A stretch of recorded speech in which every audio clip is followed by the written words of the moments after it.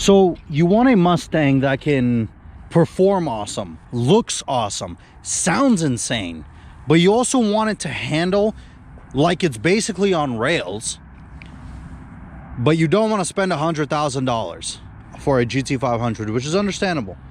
Let me introduce you to the 2016 GT350. This, in my personal opinion, is my favorite Mustang.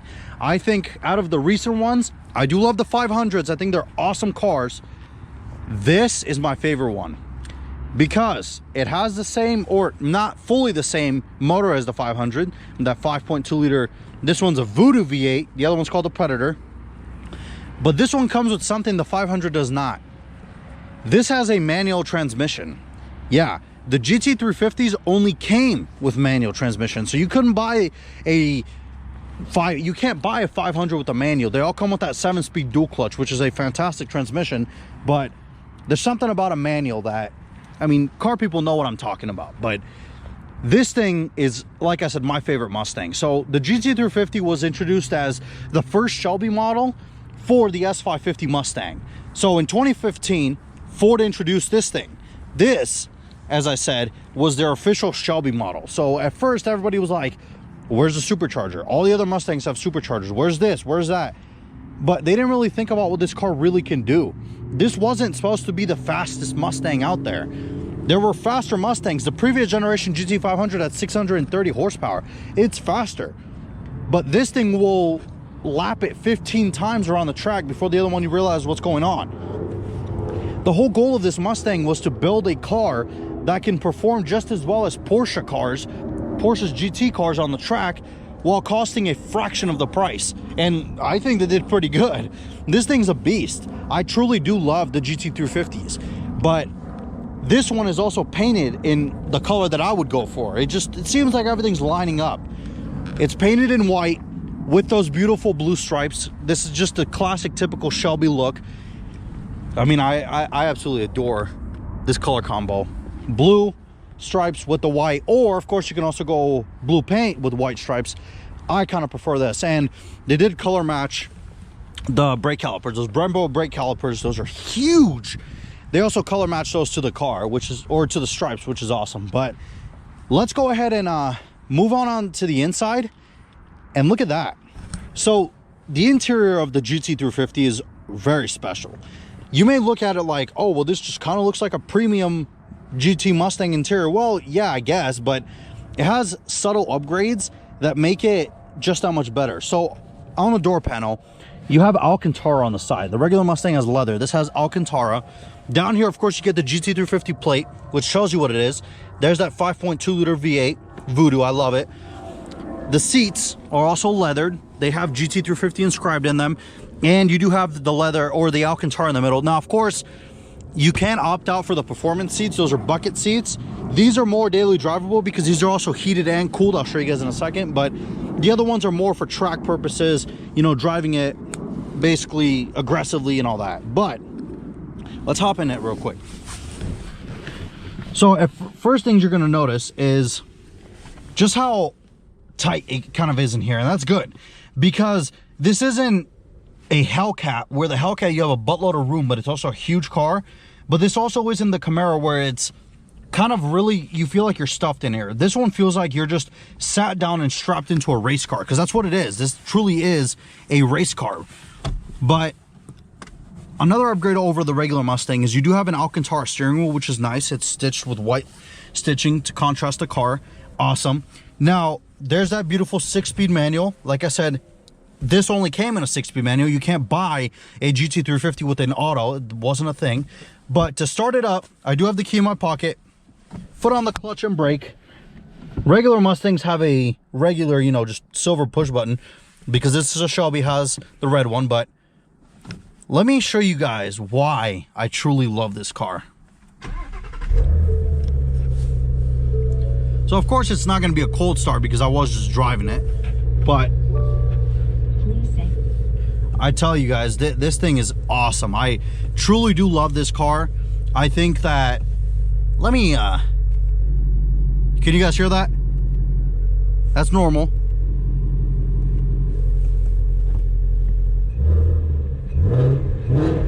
Sounds pretty good, right? In normal, but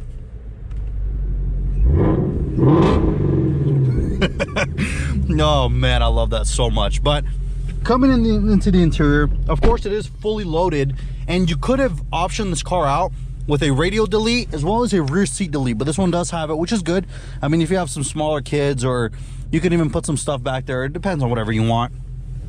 You do have that option. It does have Ford's older sync system, because the newer ones do have obviously the Sync 4. The last year of the Shelby GT350 is 2020, and after that we have the 500s now. But the GT350, this has the older system, so it's not bad, but it's also outdated. I mean, you can tell, you know, just by how it looks, but it is still pretty quick. So that's one good thing about it. That's one thing I'll give it, is that it is very quick to respond. And this one does have nav, it has Apple CarPlay and all that. You just have to plug it in down here. But yeah, it is awesome. You do get some storage down here. But I know this isn't, you guys didn't really come to this video to watch me do a interior walk around of this thing. You guys want to see what's underneath that hood, and then you want to hear me driving it. And I want to go out and drive it. So let's go ahead and take a look at that motor. But let me show you guys that real quick. You do get a chassis number with this car because it is a Shelby. But let's go ahead and pop the hood, and let me show you guys what's hiding underneath there. There's the heart of the snake. This is what Ford calls their Voodoo motor. It is a 5.2 liter, naturally aspirated, flat plane crank. That's why it sounds so insane. V8. This makes 526 horsepower and about 479 pound-feet of torque. It's an absolute monster. I love this motor. Now, let me just kind of clear up some things. So a lot of people think that this, the Voodoo, and the 5.2 liter in the GT500, the Predator, are the same motor. Essentially, you are correct, but there are things that are different. Like, I believe the pistons are different on the 500 and some other changes like in the heads. And obviously it has a supercharger, but I guess you can say that it is essentially the same motor, but the 500 does have differences because it also makes 750 horsepower. So yeah, but we're not talking about that. We're talking about this. So a lot of people gave it flack at first. Why would Ford do this? At that time, the Hellcat had 700 horsepower from a supercharged V8. The Camaro ZL1 had 650 horsepower, again, from a supercharged V8. Why would Ford go out and build a car with no supercharger? Because they weren't thinking about straight line speed. They were thinking about building a car that can be fast, because 500 horsepower is nothing to scoff about. But then they also wanted to build something that when you put it on the track, it could decimate pretty much everything for a fraction of the price. This car will destroy any Hellcat. I don't care what car, what Hellcat is. It could be a red eye or whatever. It'll destroy it on the track. The Hellcat wouldn't even have a chance against this car. The Camaro ZL1, same thing. Now you have the ZL1 1LE. That could probably beat this car because of the power, and then it has all the aero and everything. But we're talking about regular ones, because if you want to talk about the special editions, then this car's big brother, the 500, could probably destroy the Camaro ZL1 around the track. In fact, I know it could because of the Nürburgring times. But this is a monster. I love this motor, and then that 6-speed manual is absolutely awesome. That's a Tremec 6-speed. It's sweet. It doesn't have any of the issues that the regular Mustang manuals had, where they could lock you out of gear or whatnot. This doesn't have that. It's much, much better. Let's go ahead and set up the GoPro. And let's do something I've been wanting to do ever since I saw that this car came in. Let's drive it. I really want to experience this car, so let's go ahead and do that. So we've changed the scenery, but we got to take it out on a drive. This is a 2018 GT350. So the main difference between this one and the other car is, as I said, this one has the coolers on the diff, but this one also has the Recaro. So, and it's also got a little bit of exhausting, but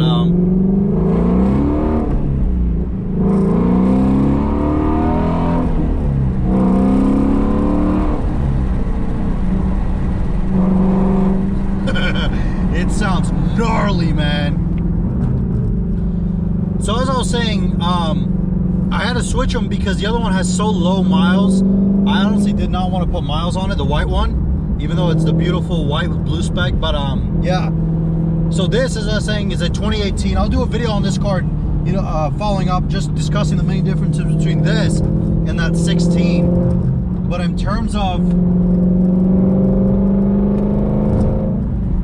how it drives, they pretty much drive very similarly, with the exception that this one has a modified shifter. It has a different shifter, so it's a little bit shorter, but aside from that, the cars drive very similarly, and they handle similarly, of course, because it's the same vehicle, you know, aside from minor things. So this one also has the bucket seats, so these are a little bit, you know, obviously rougher. You do get a little bit of a stiffer ride in them because it's just how it is, and these are not heated or cooled like the other ones are. But it is a beautiful, beautiful car. This one is awesome. I love the 350, as I've said, one of my favorite platforms ever of the Mustang, and it just helps that it sounds insane. But in terms of driving ability, the car drives great. It's definitely, it feels like a more refined Mustang than the other ones do, or yeah, than the regular ones do, because it's more planted. You know, the suspension is changed around. It's got the better gearbox.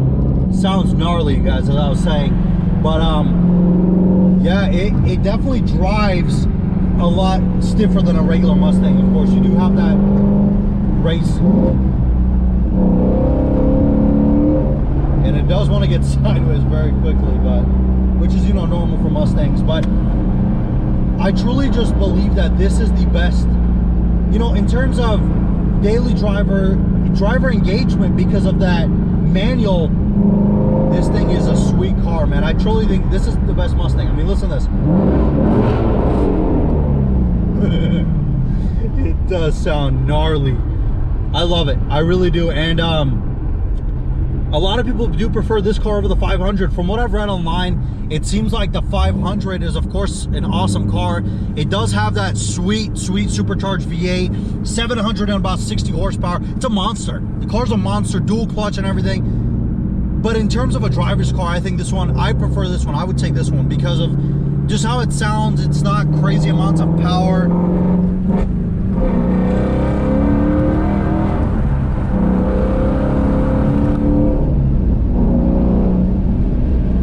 It's not a crazy amount of power. It's not gonna trick you, is what I'm trying to say.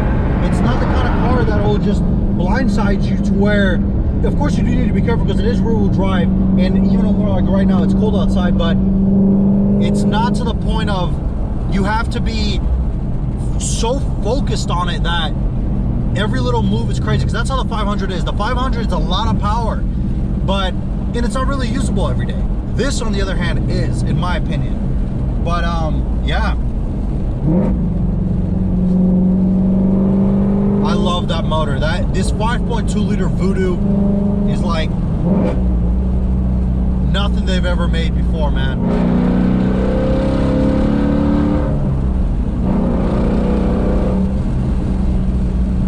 I tell you guys, I'm in love. I am in love with this car. I mean, in terms of a daily driver, the white one that I showed you guys will probably be better because of the regular seats with the cooled and the, you know, the heated. But I mean, you can also daily drive this if you're crazy enough like me. We got a nice little Camaro. This one is a nice spec too. I mean, lead foot's a beautiful, it's a sexy color that I wish Ford would bring back, but they either bring it back, get rid of it, bring it back. It's weird, but I love it. And of course, driving this car, it does put your mind in perspective that we may potentially never see cars like this again.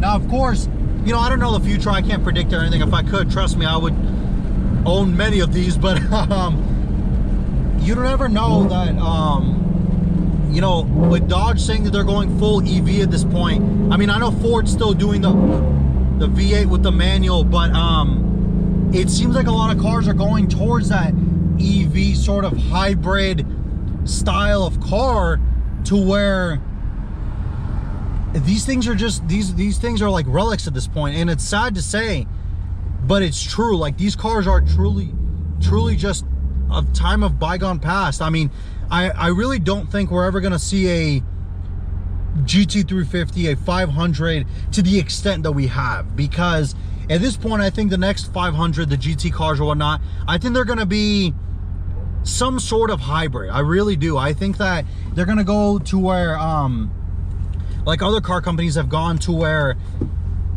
It's not full electric, but it's a hybrid assisted, if that makes any sense. But I love this car. I really do. I think this thing is and of course we're gonna do a little pull right here, but nothing too crazy because it is cold outside. But it does sound really good, I tell you guys that. But let you guys listen to this monster.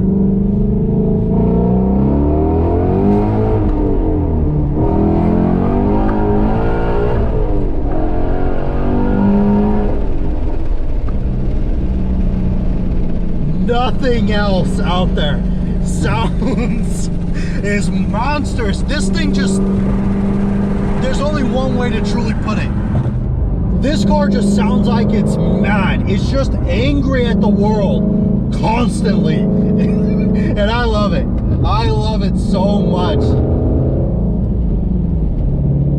This would, if I owned this car, I'd get worse gas mileage than my supercharged Mercedes, because I would just constantly want to listen to it. You can't blame it. I mean, God, it just sounds so good. It's just so angry and just so mean. But I'm trying to tell you guys from a car enthusiast perspective what this car is like. It handles like nothing else. It performs like nothing else. It drives like no other Mustang. Man, I really wish that we knew for a fact that we're gonna keep getting these cars, because at least it would alleviate some factor of there's still a chance. But I don't know, with the way everything's going, I would really be shocked if Ford came out with another 350. I really would. So it kind of just comes to show you that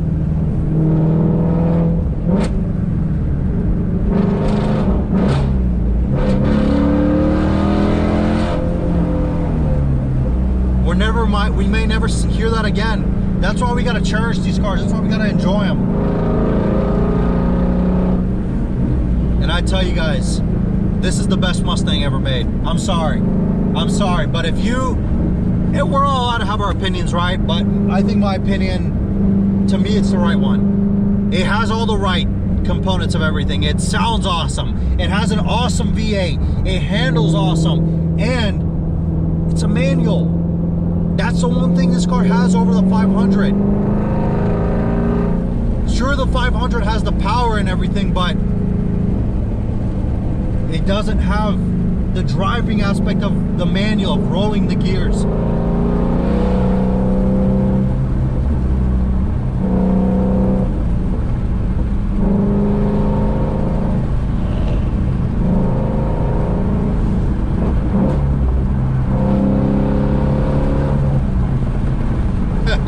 Guy in the Challenger too, thumbs up. I'm telling you guys, this car, everybody loves them. The guy in the Camaro, the guy in the Challenger. It doesn't matter whether you're a Ford guy, you know, or a Dodge guy or a Chevy guy. This thing is special. This is a special car. And I'd love to hear from you guys in the comments. What do you guys think about the 350? Do you guys personally think we're ever going to get one of these again, or do you think Ford's moving to the future? They're moving to EVs and everything. And I mean, we know they could do pretty good. I mean, with the Lightning and the Mach-E, those are good cars, but I just don't think a hybrid Mustang could drive like this. This car tugs at my heartstrings like no other Mustang, I tell you guys. The way it sounds, the way it makes you feel, the emotion. God, I'm in love. I'm in love with this car. I wish I could keep this one, and I wish I could buy the other one, and buy this one, and buy the 500, and all of them, but I can't. But I'm so glad I got to drive it. But thank you guys all so much for watching this video. Let me know down below what you guys think about the GT350, and which one would you guys pick? Would you pick this one? This one, as I said, is a lead foot.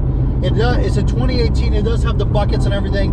Or would you go for the 16 that we did the walk around of, the white one with the blue stripes with the regular comfort seats? I think if I was gonna pick, I'd combine them. If that makes any sense. I would choose this car, the 18 with the bucket seats and everything, but I would pick the color combination of the white with the blue. But don't get me wrong, this lead foot's a second choice. I love it. But there's something about that, man. But thank you guys all so much for watching this video. I hope you guys enjoyed. And I'd love to hear your thoughts in the comments, and I'll catch you guys in the next video. We're definitely gonna do a POV drive of this car next week, but you guys take it easy.